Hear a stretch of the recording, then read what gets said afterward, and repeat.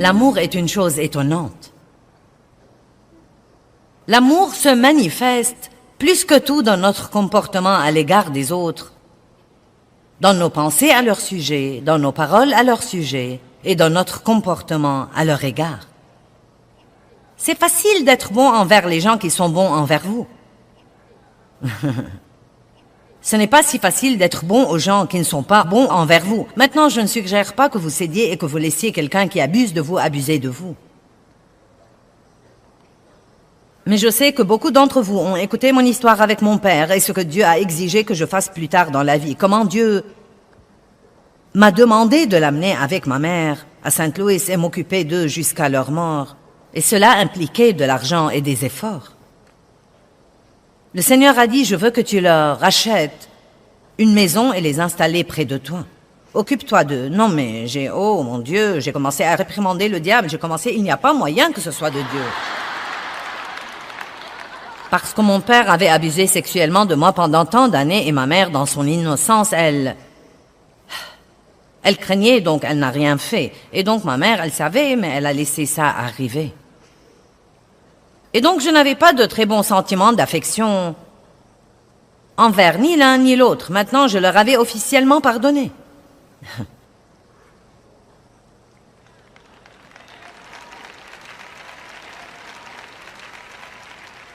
Mais Dieu voulait me prendre à un niveau plus profond. Et peut-être que Dieu essaie de prendre certains d'entre vous à un niveau plus profond parce que vous avez besoin d'entrer dans le niveau le plus profond de la guerre spirituelle. Peut-être que vous dites tout le temps, je veux que le diable me fiche la paix. Et que Dieu vous a envoyé ici pour apprendre à faire ça.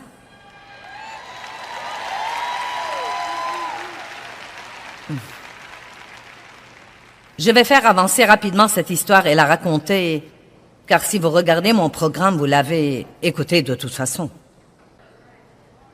Mais j'ai espéré que Dave me dirait de ne pas le faire. Parce que ça coûtait beaucoup d'argent. Et Dave était conscient de ce que mon père m'avait fait dans mon enfance. Il a dit, si c'est de Dieu, tu ferais mieux de le faire. Donc nous sommes sortis, nous avions pour but d'acheter la maison la plus bon marché. Non mais nous avons vu des maisons mobiles, nous avons vu des maisons mobiles rouillées.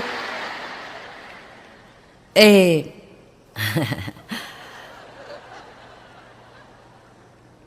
Mais Dieu n'a pas accepté. Nous avons dû leur acheter la petite maison la plus mignonne. Et c'était précisément à 8 minutes de notre maison.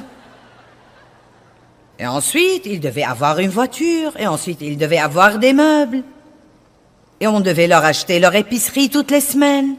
Et on devait aider à nettoyer. Et on devait les prendre à leur rendez-vous chez le médecin. Et il n'y avait rien en moi qui voulait s'embarquer dans tout ça parce que je suis une femme occupée qui court le monde et enseigne l'amour aux gens.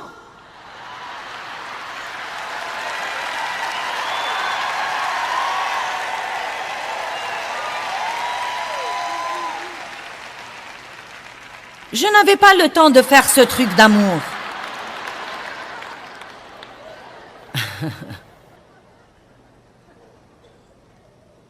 Oh mon Dieu! Je crois que nous sommes instruits bien au-delà de notre niveau d'obéissance parfois. Donc, ça a pris un peu de temps, mais mon attitude est devenue bonne. Et j'avais un peu l'impression que je faisais quelque chose de bien plus puissant que je ne m'en rendais compte. Vous devez comprendre que ce n'est pas parce que vous n'aimez pas ça qu'il n'y a pas quelque chose d'absolument étonnant qui a lieu dans l'esprit. Il y avait quelque chose d'étonnant qui avait lieu dans l'esprit. Il y avait en fait une libération qui avait lieu dans l'âme de mon père. Il ne s'était jamais repenti de ce qu'il m'avait fait. Il n'avait jamais dit qu'il était désolé. Il n'y avait jamais fait face. Il n'était pas sauvé.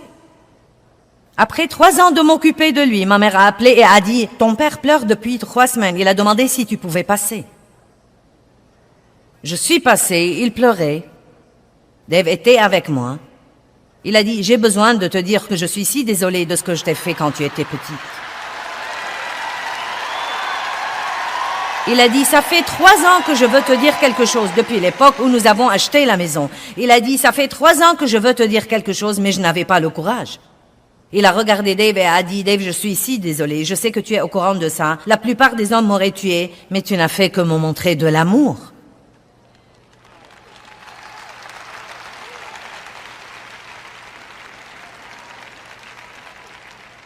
Eh bien, j'étais si heureuse pour lui pour avoir pu dire ça. Il avait besoin de le dire plus que je n'avais besoin de l'entendre. J'ai dit, papa, veux-tu donner ta vie à Christ maintenant et être sauvé? Il a dit, oui, certainement que oui, oui. Et donc, il a reçu Christ. Il nous a demandé de le baptiser. Nous l'avons baptisé et je me suis rendu compte plus tard que je croyais que j'achetais une maison, mais j'achetais une âme. Et je ne l'ai pas acheté par l'argent, je l'ai acheté par l'amour. L'argent était un à côté. Le motif était l'amour. Et vous savez quoi? Dieu a acheté des âmes par l'amour aussi. Il vous a acheté, il m'a acheté. La Bible dit que nous ne nous appartenons pas, nous avons été achetés à un grand prix. Allez. Et il y a des âmes tout autour de vous que certains d'entre vous pourraient acheter au travail, dans votre voisinage, simplement en faisant le sacrifice de marcher dans l'amour avec elles, en les encourageant, en leur faisant un compliment, en priant pour elles, en les aidant si elles ont un besoin physique, en faisant de petites choses pour elles. Ne croyez pas que votre autocollant et la croix autour de votre cou impressionnent les gens dans votre voisinage. Sortez et commencez à les aimer.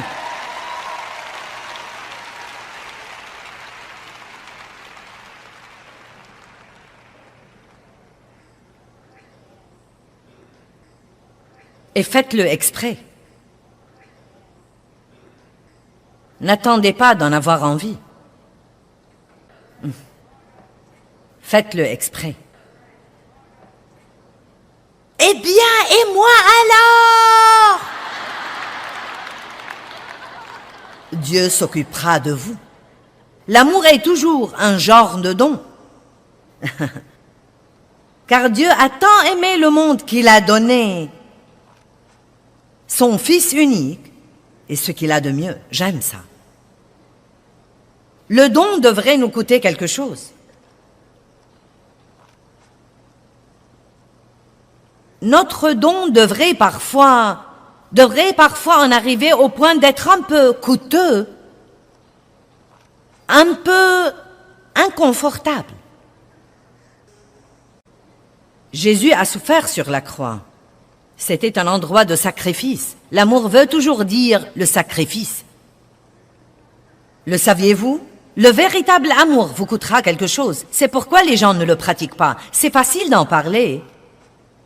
Mais le pratiquer exige un sacrifice. Ça prend du temps. Il faudra vous humilier bien des fois, surtout quand vous entrez dans le domaine de faire quelque chose pour quelqu'un que vous n'aimez pas.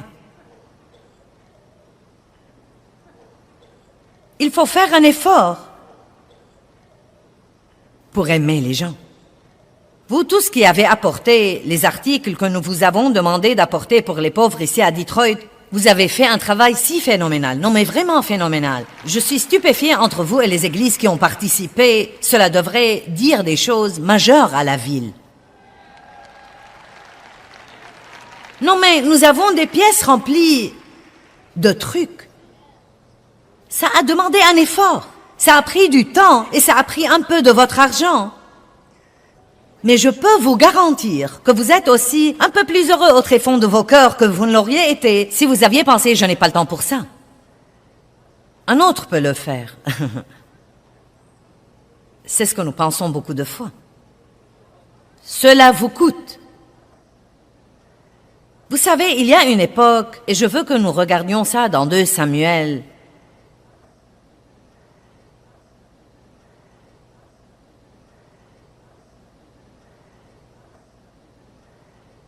24. 2 Samuel 24, verset 18. C'est un temps de se lever de vos sièges et d'acclamer. « 2 Samuel 24, 18.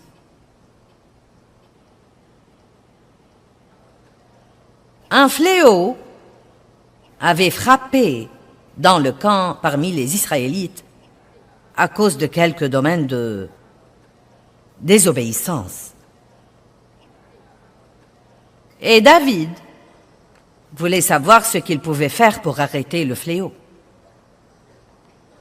Et le prophète, le voyant, est venu auprès de David et lui a dit qu'il devait prendre un endroit et y offrir des sacrifices et que Dieu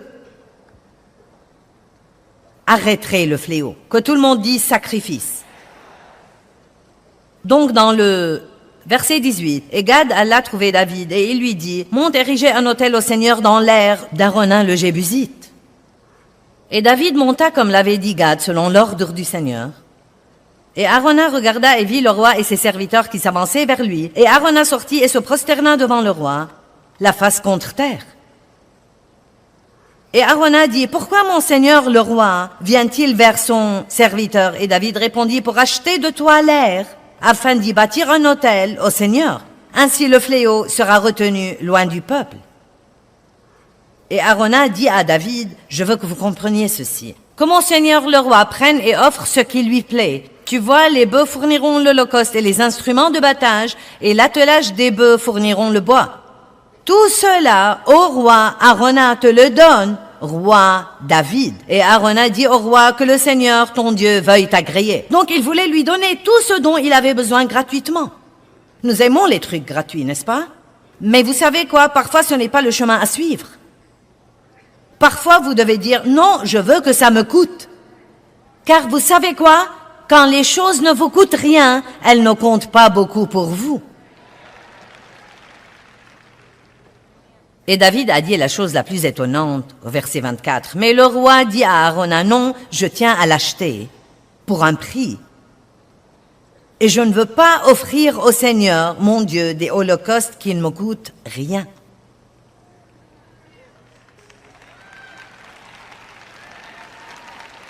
Donc l'amour est un sacrifice. Et quand j'ai aimé mon père de cette façon-là, c'était un sacrifice énorme pour moi. Et je l'ai fait pour Dieu. Je ne l'ai pas fait parce que je voulais le faire. Je ne l'ai pas fait parce que j'en avais envie. Je l'ai fait pour une raison et une seule raison. Parce que je croyais vraiment et de tout mon cœur que Dieu m'avait dit de le faire.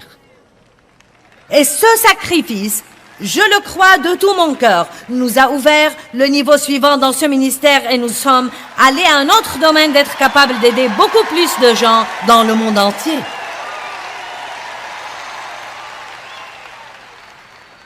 Le sacrifice apporte toujours une récompense. S'il est fait avec un cœur pur, il apporte toujours une récompense. Et ensuite, un professeur m'a dit quelque chose de très intéressant sur ce verset, il y a 2 ou 3 jours. Il a dit, tu sais, géographiquement, cette aire de battage était au même endroit où était le mont Moria, où Abraham a offert son fils Isaac. C'était géographiquement au même endroit où était la Golgotha, où Jésus a été sacrifié sur la croix. C'était au même endroit où le temple de Salomon a été bâti et où Christ reviendra quand il viendra pour la 2e fois. Est-ce que vous comprenez ça? Le lieu du sacrifice est toujours le lieu de la gloire.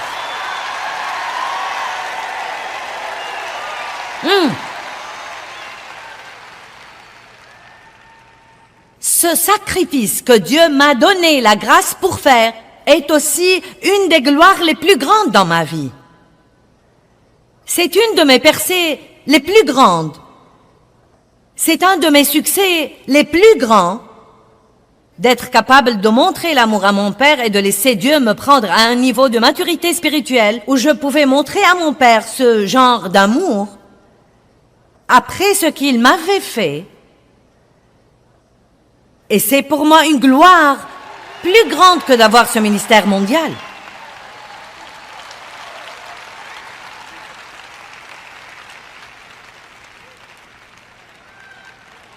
Nous devons comprendre aujourd'hui qu'il n'y a pas d'amour sans un genre de sacrifice.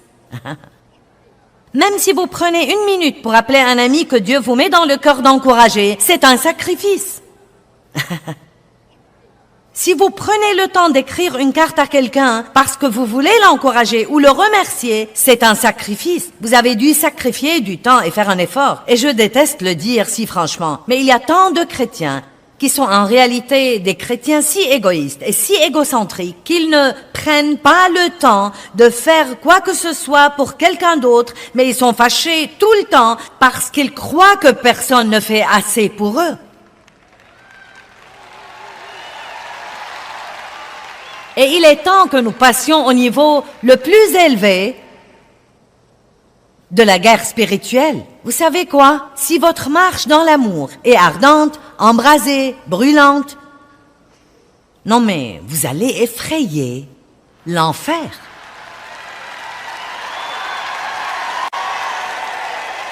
Et pas seulement ça, écoutez-moi, c'est tellement amusant. Non mais je suis sérieuse, j'aime vraiment donner, car maintenant je vois spirituellement ce que c'est. Je ne le comprenais pas vraiment pendant longtemps, mais c'est le secret spirituel le plus grand dans la parole de Dieu. Nous surmontons le mal par le bien.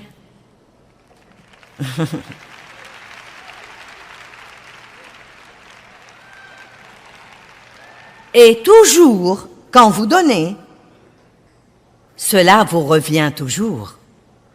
Le don est une belle chose. C'est une des choses les plus belles que nous puissions faire. Et écoutez, Dieu n'a pas besoin de votre argent. Il possède tout, mais nous avons besoin de donner. Numéro 1, c'est un des moyens dont nous combattons l'avidité. Et l'avidité est une chose très dangereuse. La Bible dit, gardez-vous de l'avidité et de la convoitise. Donc, donner une partie de tout ce que Dieu vous donne est un moyen de combattre l'avidité. Mais d'un autre côté, Dieu vous surprend, car quand vous faites ça, il vous donne davantage. Vous devez donc continuer à donner pour pouvoir combattre l'avidité. Amen? J'aime donner. J'aime mettre des sourires sur les visages. Vous n'aimez pas faire quelque chose de gentil pour quelqu'un et le voir sourire? Faire des choses pour les gens. Être gentil avec les gens, être patient avec les gens. Et l'ingrédient le plus important, dans l'amour. Regardons Romains 5, 17. Car si par la faute, défaillance et offense, d'un seul la mort a régné par lui seul, à plus forte raison ceux qui reçoivent l'abondance de la grâce imméritée de Dieu et du don de la justice, qu'il aimait dans une condition juste devant lui, régneront-ils comme des rois dans la vie par un seul homme, Jésus-Christ le Messie, loin. Dieu veut que vous régniez dans la vie comme un roi. Il vous a donné la puissance et il vous a donné l'autorité. Les rois ont non seulement la puissance, mais encore l'autorité. Le diable a la puissance, mais vous avez la puissance et l'autorité. Parce que Dieu l'a désarmé sur la croix.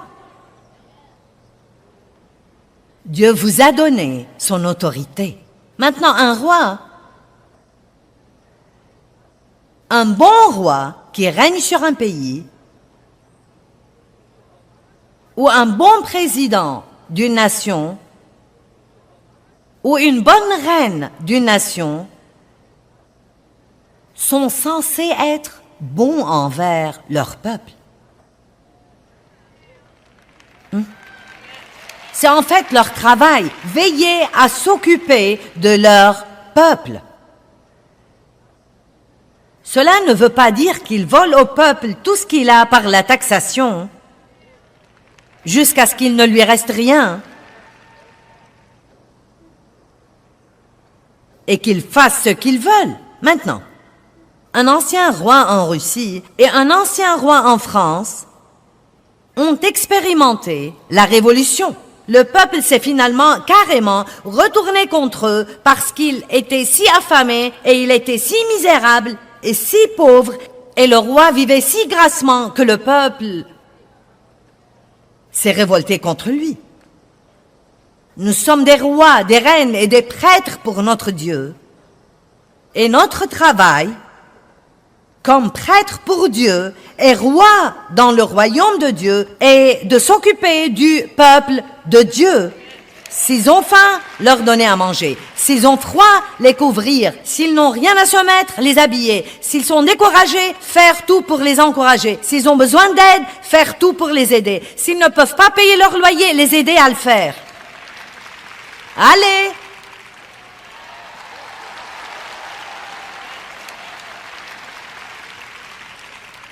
Eh bien, nous sommes là pour ça. Acte 10, 38. Voyez comment Dieu a oint Jésus de Nazareth du Saint-Esprit et de force et comment il allait de lieu en lieu faisant du bien. Waouh!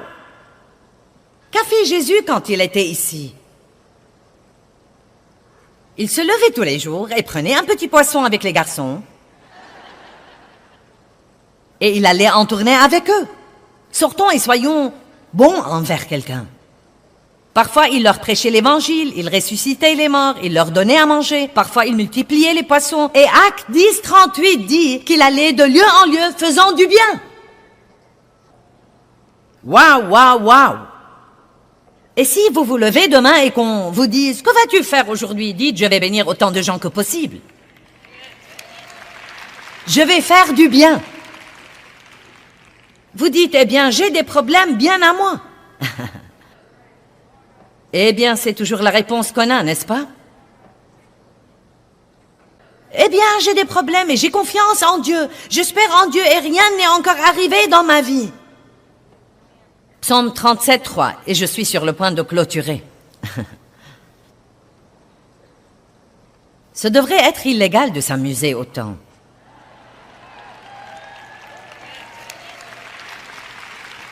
Êtes-vous prêts? Ayez confiance.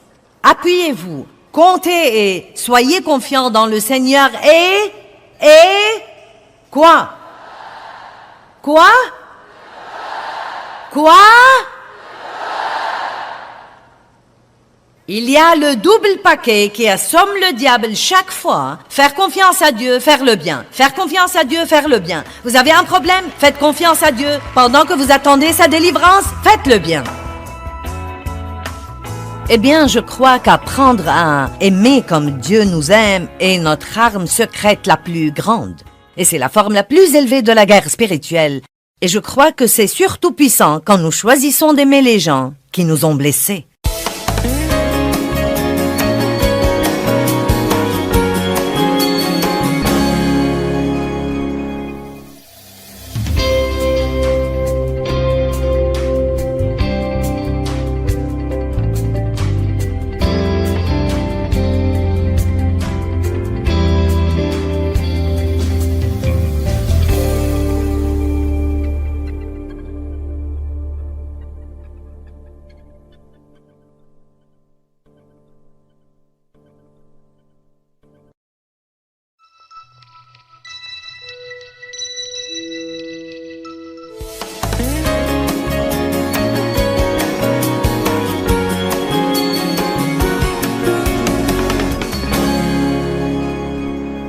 L'amour est une chose étonnante. L'amour se manifeste plus que tout dans notre comportement à l'égard des autres, dans nos pensées à leur sujet, dans nos paroles à leur sujet et dans notre comportement à leur égard. C'est facile d'être bon envers les gens qui sont bons envers vous. Ce n'est pas si facile d'être bon aux gens qui ne sont pas bons envers vous. Maintenant, je ne suggère pas que vous cédiez et que vous laissiez quelqu'un qui abuse de vous abuser de vous. Mais je sais que beaucoup d'entre vous ont écouté mon histoire avec mon père et ce que Dieu a exigé que je fasse plus tard dans la vie. Comment Dieu m'a demandé de l'amener avec ma mère à Saint-Louis et m'occuper d'eux jusqu'à leur mort. Et cela impliquait de l'argent et des efforts. Le Seigneur a dit, je veux que tu leur achètes une maison et les installer près de toi. Occupe-toi d'eux. Non mais oh mon Dieu, j'ai commencé à réprimander le diable, il n'y a pas moyen que ce soit de Dieu. Parce que mon père avait abusé sexuellement de moi pendant tant d'années et ma mère, dans son innocence, elle craignait, donc elle n'a rien fait. Et donc ma mère, elle savait, mais elle a laissé ça arriver. Et donc je n'avais pas de très bons sentiments d'affection envers ni l'un ni l'autre. Maintenant, je leur avais officiellement pardonné.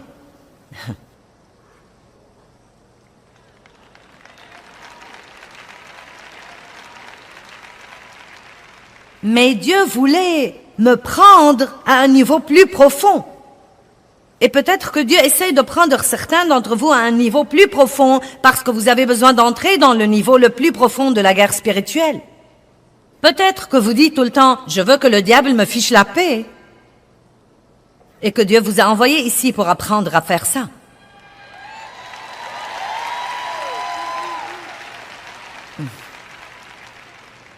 Je vais faire avancer rapidement cette histoire et la raconter, car si vous regardez mon programme, vous l'avez écouté de toute façon. Mais j'ai espéré que Dave me dirait de ne pas le faire. Parce que ça coûtait beaucoup d'argent. Et Dave était conscient de ce que mon père m'avait fait dans mon enfance. Il a dit, si c'est de Dieu, tu ferais mieux de le faire. Donc nous sommes sortis, nous avions pour but d'acheter la maison la plus bon marché. Non mais nous avons vu des maisons mobiles, nous avons vu des maisons mobiles rouillées. Et...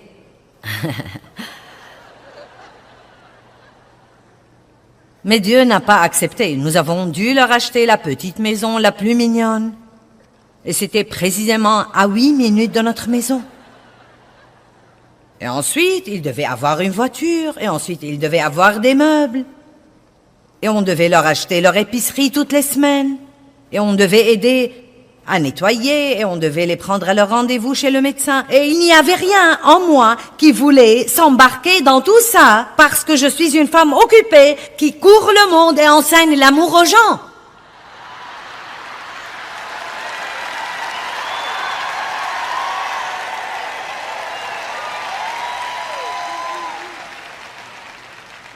Je n'avais pas le temps de faire ce truc d'amour.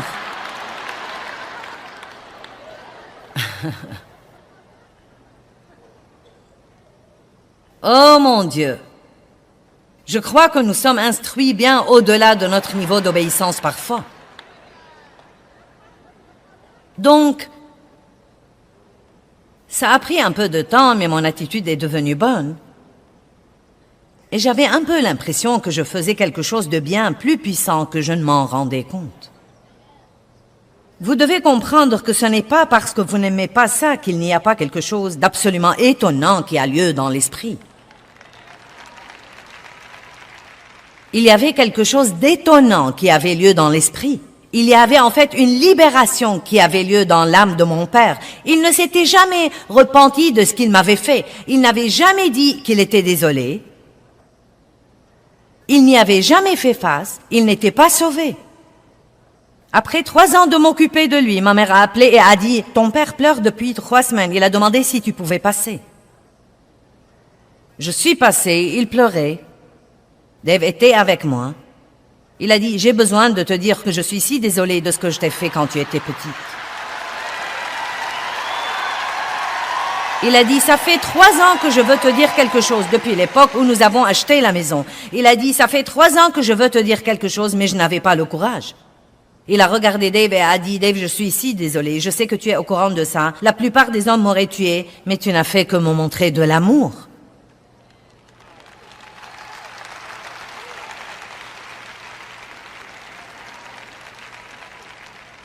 Eh bien, j'étais si heureuse pour lui pour avoir pu dire ça. Il avait besoin de le dire plus que je n'avais besoin de l'entendre. J'ai dit, papa, veux-tu donner ta vie à Christ maintenant et être sauvé? Il a dit, oui, certainement que oui, oui. Et donc, il a reçu Christ. Il nous a demandé de le baptiser. Nous l'avons baptisé et je me suis rendu compte plus tard que je croyais que j'achetais une maison, mais j'achetais une âme. Et je ne l'ai pas acheté par l'argent, je l'ai acheté par l'amour. L'argent était un à côté. Le motif était l'amour. Et vous savez quoi? Dieu a acheté des âmes par l'amour aussi. Il vous a acheté, il m'a acheté. La Bible dit que nous ne nous appartenons pas, nous avons été achetés à un grand prix. Allez. Et il y a des âmes tout autour de vous que certains d'entre vous pourraient acheter au travail dans votre voisinage, simplement en faisant le sacrifice de marcher dans l'amour avec elles, en les encourageant, en leur faisant un compliment, en priant pour elles, en les aidant si elles ont un besoin physique, en faisant de petites choses pour elles. Ne croyez pas que votre autocollant et la croix autour de votre cou impressionnent les gens dans votre voisinage. Sortez et commencez à les aimer.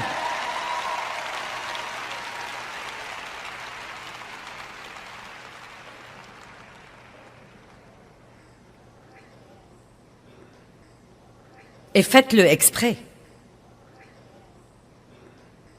N'attendez pas d'en avoir envie. Faites-le exprès.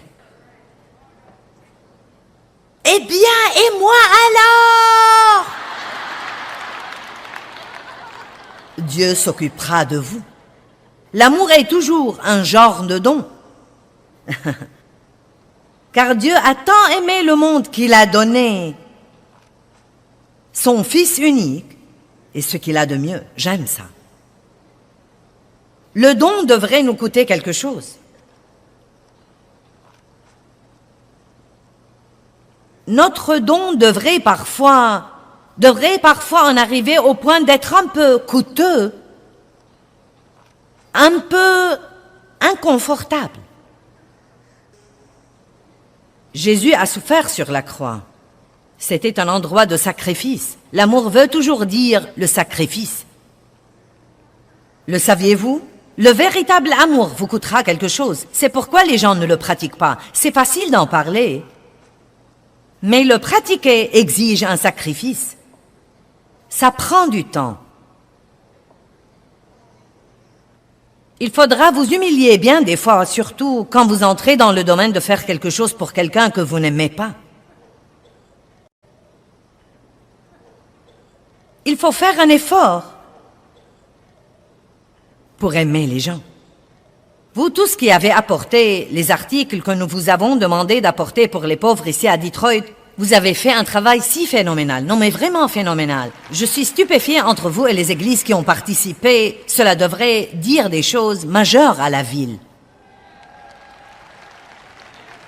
Non mais nous avons des pièces remplies de trucs. Ça a demandé un effort. Ça a pris du temps et ça a pris un peu de votre argent. Mais je peux vous garantir que vous êtes aussi un peu plus heureux au tréfonds de vos cœurs que vous ne l'auriez été si vous aviez pensé « je n'ai pas le temps pour ça ». Un autre peut le faire. C'est ce que nous pensons beaucoup de fois. Cela vous coûte. Vous savez, il y a une époque, et je veux que nous regardions ça dans 2 Samuel.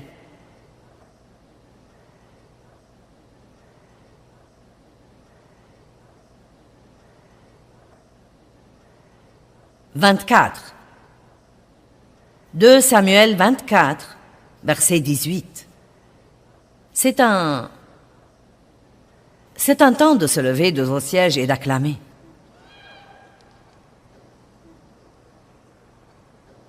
2 Samuel 24, 18.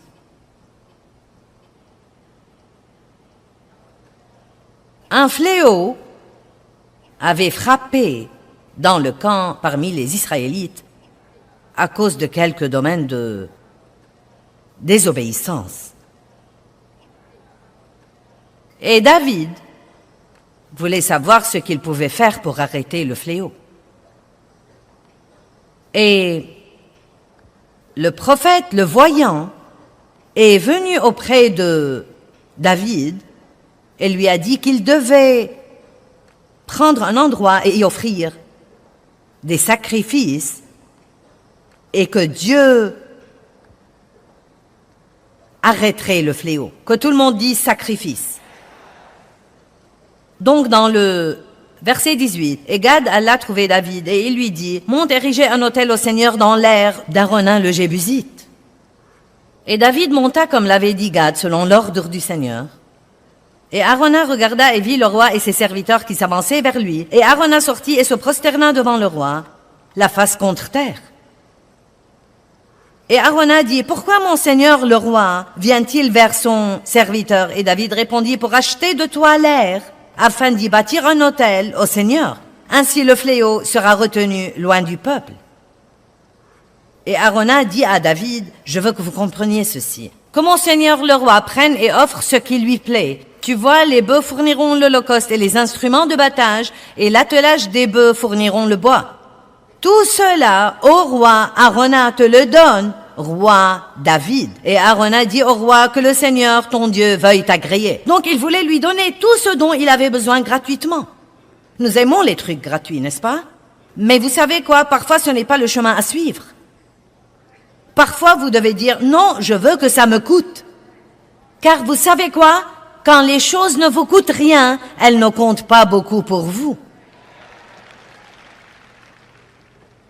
Et David a dit la chose la plus étonnante au verset 24. Mais le roi dit à Arauna, non, je tiens à l'acheter pour un prix.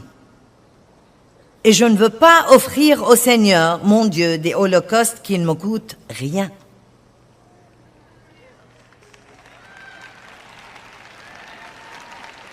Donc l'amour est un sacrifice. Et quand j'ai aimé mon père de cette façon-là, c'était un sacrifice énorme pour moi et je l'ai fait pour Dieu. Je ne l'ai pas fait parce que je voulais le faire. Je ne l'ai pas fait parce que j'en avais envie. Je l'ai fait pour une raison et une seule raison, parce que je croyais vraiment et de tout mon cœur que Dieu m'avait dit de le faire. Et ce sacrifice, je le crois de tout mon cœur, nous a ouvert le niveau suivant dans ce ministère et nous sommes allés à un autre domaine d'être capables d'aider beaucoup plus de gens dans le monde entier.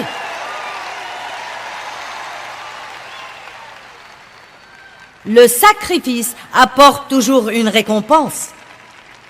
S'il est fait avec un cœur pur, il apporte toujours une récompense. Et ensuite, un professeur m'a dit quelque chose de très intéressant sur ce verset, il y a 2 ou 3 jours.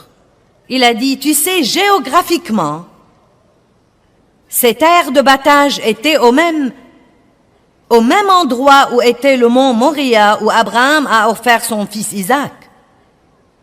C'était géographiquement au même endroit où était la Golgotha, où Jésus a été sacrifié sur la croix. C'était au même endroit où le temple de Salomon a été bâti et où Christ reviendra quand il viendra pour la 2e fois. Est-ce que vous comprenez ça? Le lieu du sacrifice est toujours le lieu de la gloire.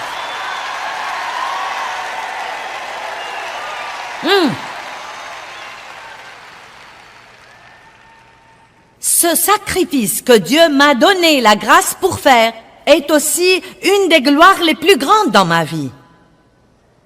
C'est une de mes percées les plus grandes. C'est un de mes succès les plus grands d'être capable de montrer l'amour à mon père et de laisser Dieu me prendre à un niveau de maturité spirituelle où je pouvais montrer à mon père ce genre d'amour après ce qu'il m'avait fait. Et c'est pour moi une gloire plus grande que d'avoir ce ministère mondial.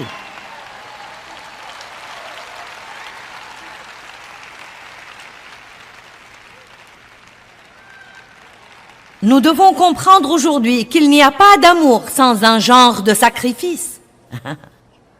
Même si vous prenez 1 minute pour appeler un ami que Dieu vous met dans le cœur d'encourager, c'est un sacrifice.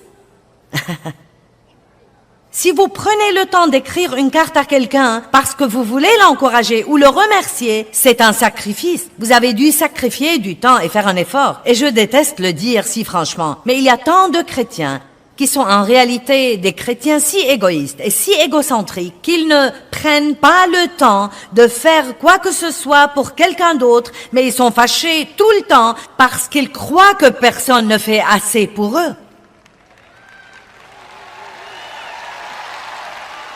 Et il est temps que nous passions au niveau le plus élevé de la guerre spirituelle. Vous savez quoi? Si votre marche dans l'amour est ardente, embrasée, brûlante, non mais vous allez effrayer l'enfer.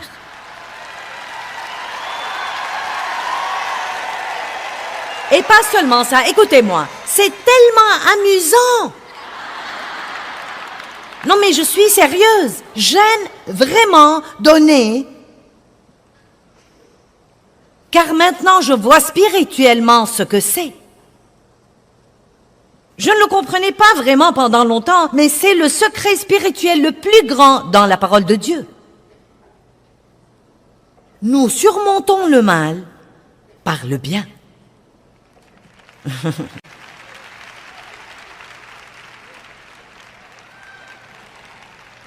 Et toujours, quand vous donnez, cela vous revient toujours. Le don est une belle chose. C'est une des choses les plus belles que nous puissions faire. Et écoutez, Dieu n'a pas besoin de votre argent. Il possède tout, mais nous avons besoin de donner. Numéro 1, c'est un des moyens dont nous combattons l'avidité. Et l'avidité est une chose très dangereuse.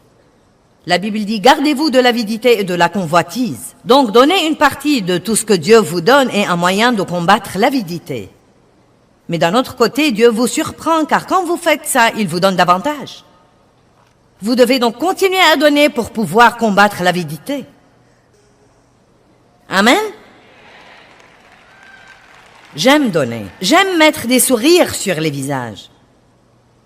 Vous n'aimez pas faire quelque chose de gentil pour quelqu'un et le voir sourire? Faire des choses pour les gens.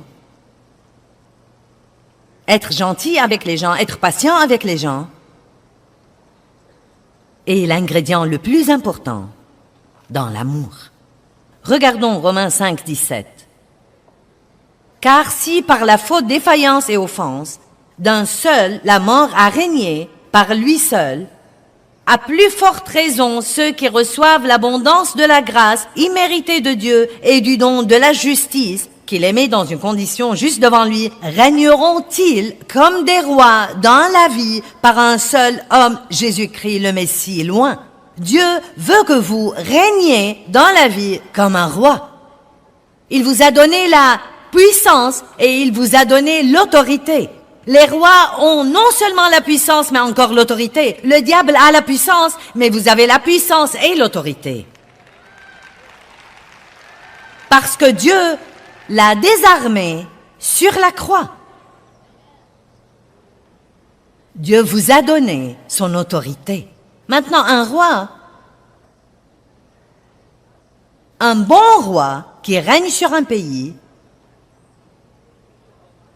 ou un bon président d'une nation, ou une bonne reine d'une nation, sont censés être bons envers leur peuple. C'est en fait leur travail, veiller à s'occuper de leur peuple. Cela ne veut pas dire qu'ils volent au peuple tout ce qu'il a par la taxation, jusqu'à ce qu'il ne lui reste rien, et qu'ils fassent ce qu'ils veulent. Maintenant, un ancien roi en Russie et un ancien roi en France ont expérimenté la révolution. Le peuple s'est finalement carrément retourné contre eux parce qu'il était si affamé et il était si misérable et si pauvre, et le roi vivait si grassement que le peuple s'est révolté contre lui. Nous sommes des rois, des reines et des prêtres pour notre Dieu. Et notre travail, comme prêtre pour Dieu et roi dans le royaume de Dieu, est de s'occuper du peuple de Dieu. S'ils ont faim, leur donner à manger. S'ils ont froid, les couvrir. S'ils n'ont rien à se mettre, les habiller. S'ils sont découragés, faire tout pour les encourager. S'ils ont besoin d'aide, faire tout pour les aider. S'ils ne peuvent pas payer leur loyer, les aider à le faire. Allez!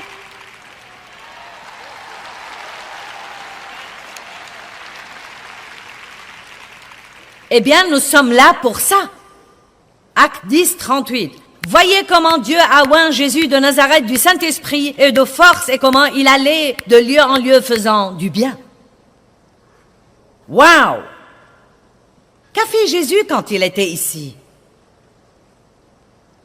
Il se levait tous les jours et prenait un petit poisson avec les garçons.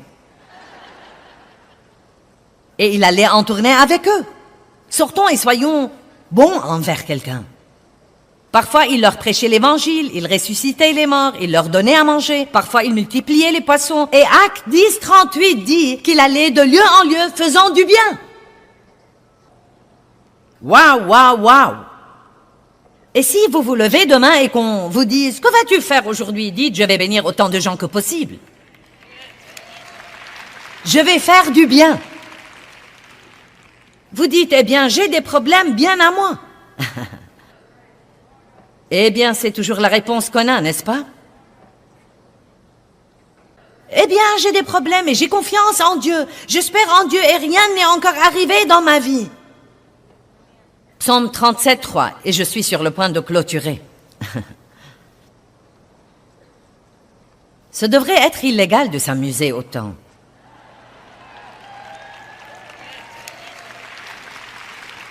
Êtes-vous prêts? Ayez confiance. Appuyez-vous, comptez et soyez confiants dans le Seigneur et... Quoi? Quoi? Quoi?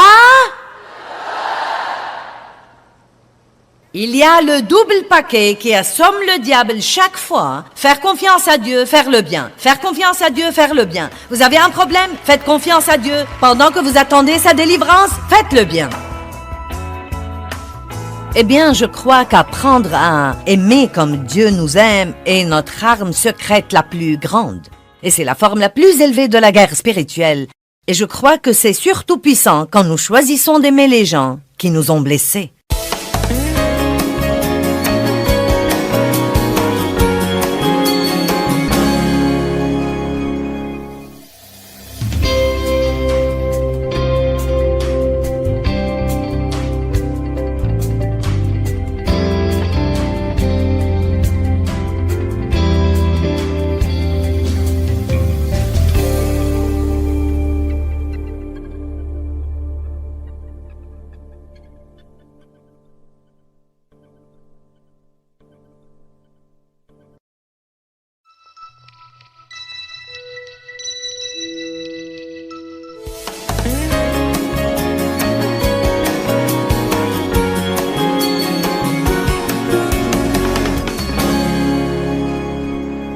L'amour est une chose étonnante.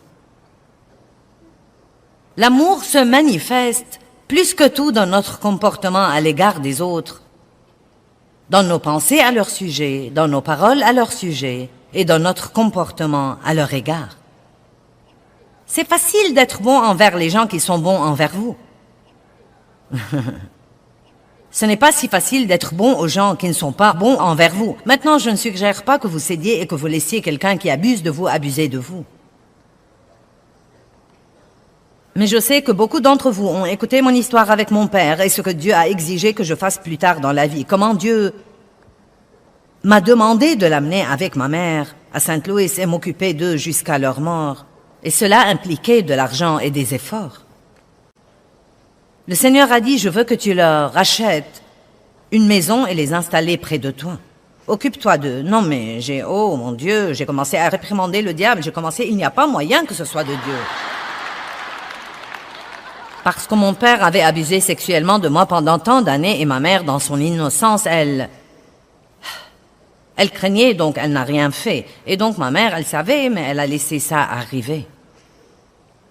Et donc, je n'avais pas de très bons sentiments d'affection envers ni l'un ni l'autre. Maintenant, je leur avais officiellement pardonné.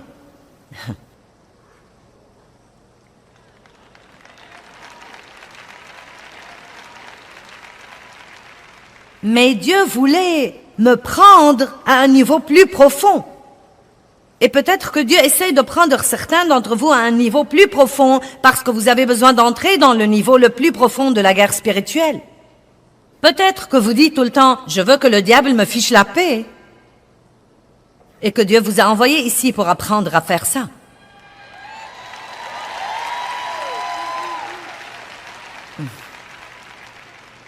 Je vais faire avancer rapidement cette histoire et la raconter, car si vous regardez mon programme, vous l'avez écouté de toute façon. Mais j'ai espéré que Dave me dirait de ne pas le faire. Parce que ça coûtait beaucoup d'argent. Et Dave était conscient de ce que mon père m'avait fait dans mon enfance. Il a dit, si c'est de Dieu, tu ferais mieux de le faire. Donc nous sommes sortis, nous avions pour but d'acheter la maison la plus bon marché. Non mais nous avons vu des maisons mobiles, nous avons vu des maisons mobiles rouillées. Et...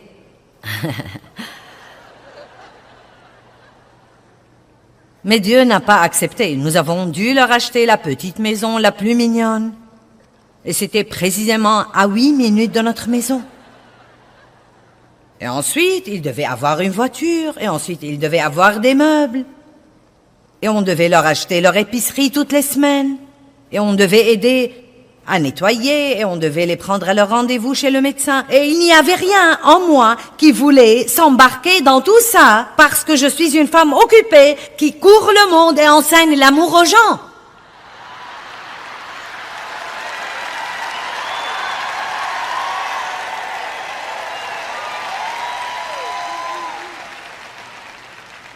Je n'avais pas le temps de faire ce truc d'amour.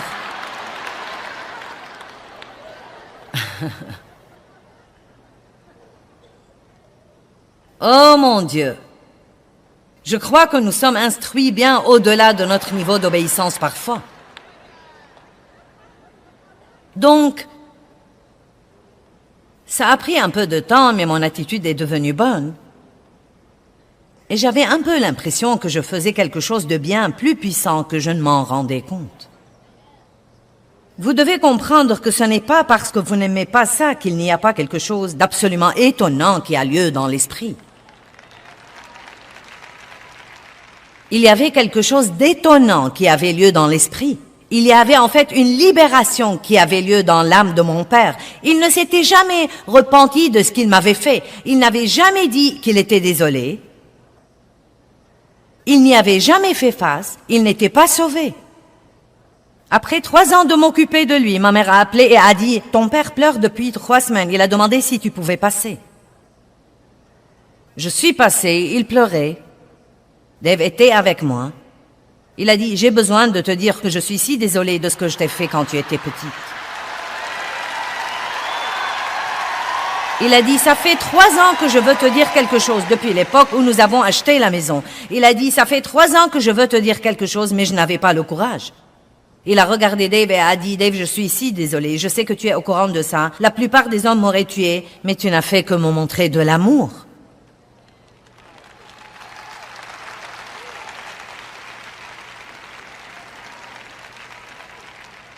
Eh bien, j'étais si heureuse pour lui pour avoir pu dire ça.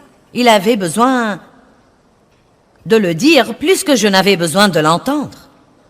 J'ai dit, papa, veux-tu donner ta vie à Christ maintenant et être sauvé? Il a dit, oui, certainement que oui, oui. Et donc, il a reçu Christ. Il nous a demandé de le baptiser. Nous l'avons baptisé et je me suis rendu compte plus tard que je croyais que j'achetais une maison, mais j'achetais une âme. Et je ne l'ai pas acheté par l'argent, je l'ai acheté par l'amour. L'argent était un à côté. Le motif était l'amour. Et vous savez quoi? Dieu a acheté des âmes par l'amour aussi. Il vous a acheté, il m'a acheté. La Bible dit que nous ne nous appartenons pas, nous avons été achetés à un grand prix. Allez. Et il y a des âmes tout autour de vous que certains d'entre vous pourraient acheter au travail, dans votre voisinage, simplement en faisant le sacrifice de marcher dans l'amour avec elles, en les encourageant, en leur faisant un compliment, en priant pour elles, en les aidant si elles ont un besoin physique, en faisant de petites choses pour elles. Ne croyez pas que votre autocollant et la croix autour de votre cou impressionnent les gens dans votre voisinage. Sortez et commencez à les aimer.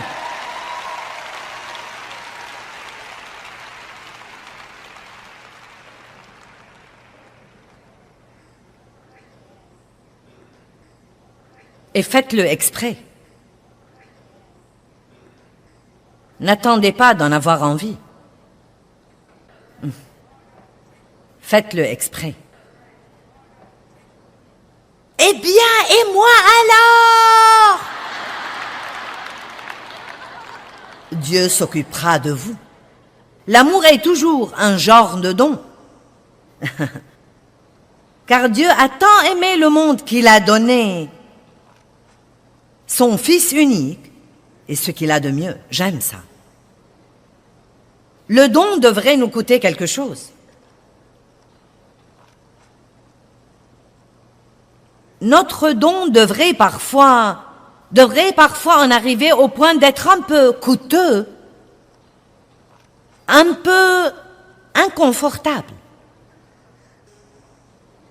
Jésus a souffert sur la croix.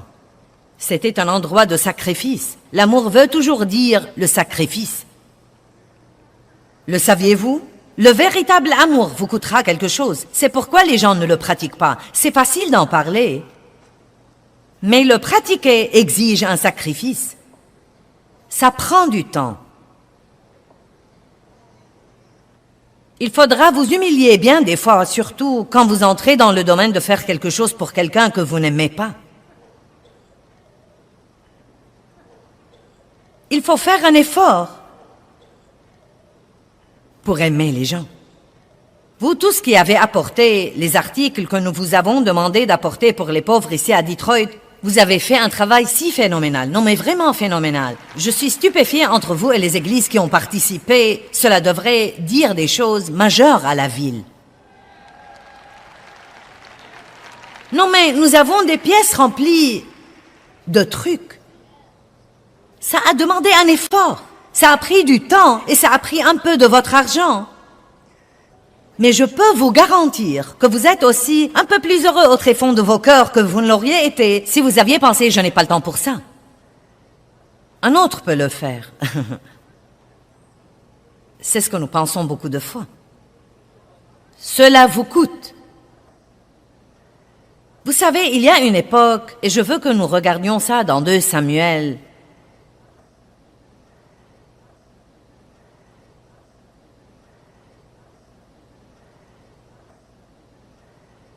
24.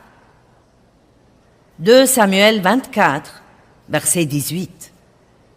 C'est un temps de se lever de vos sièges et d'acclamer.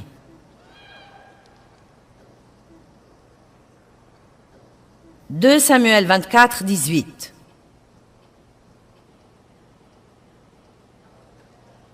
Un fléau avait frappé dans le camp parmi les Israélites à cause de quelques domaines de désobéissance. Et David voulait savoir ce qu'il pouvait faire pour arrêter le fléau.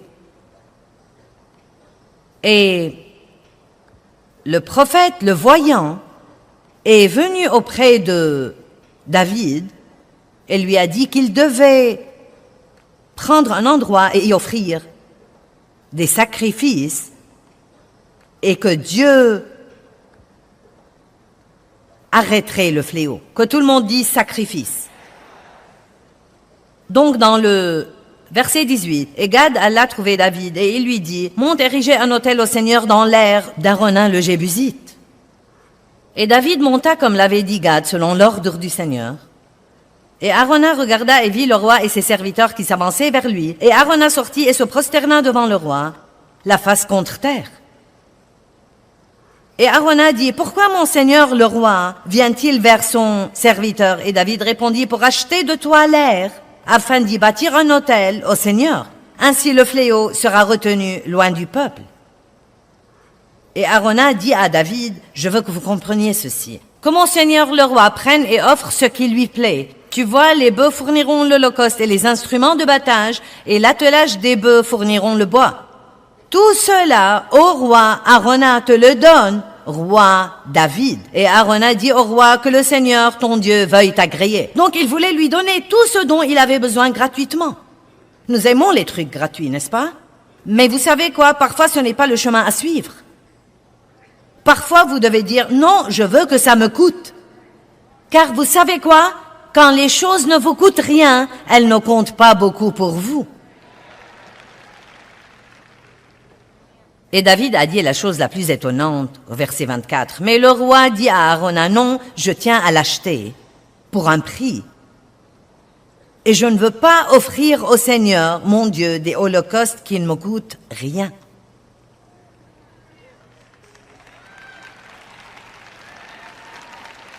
Donc l'amour est un sacré...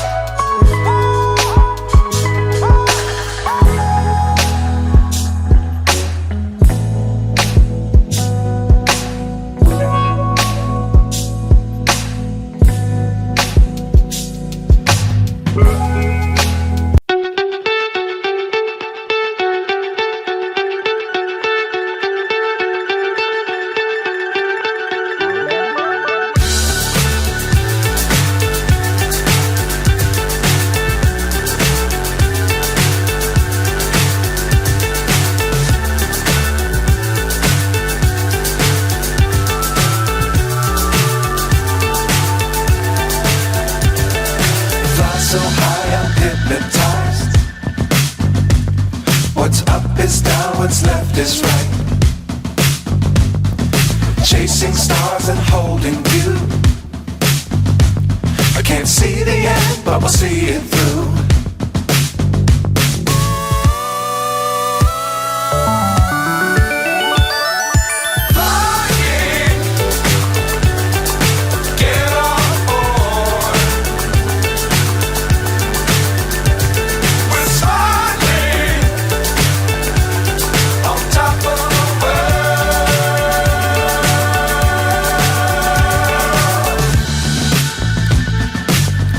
Times don't fly too high. Be sure to keep the ground in sight. Fly forever if you keep it tight. Love the world but keep the sky on your mind.